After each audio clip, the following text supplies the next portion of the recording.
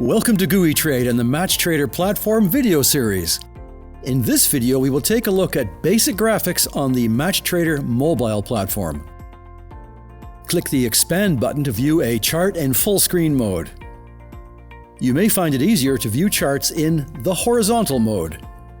Clicking on the pencil icon will reveal all the graphic tools available.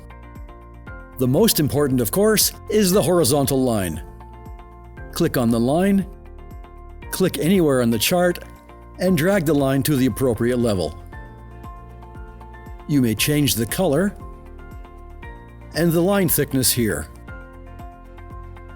You may drag the line up and down as required, for example when you change time frames for more precision.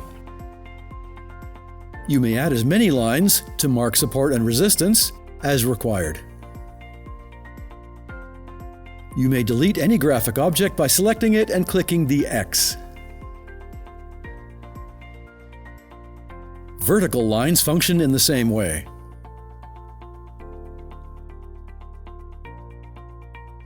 The channel is also available to you to track trending markets more precisely. Drag the channel along the trend you wish to follow. Use the endpoints to modify the angle, and use the midpoint to delineate the upper and lower trend lines. Of course, you may change the color and the thickness. Trend lines also work in the same way. You may move the lines and change the angles with the endpoints.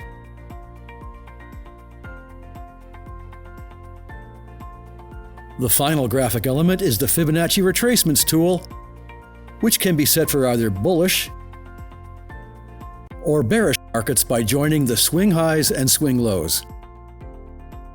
You may plot key levels of support and resistance this way, and we will have a separate video on trading with Fibonacci retracements. That's all for now.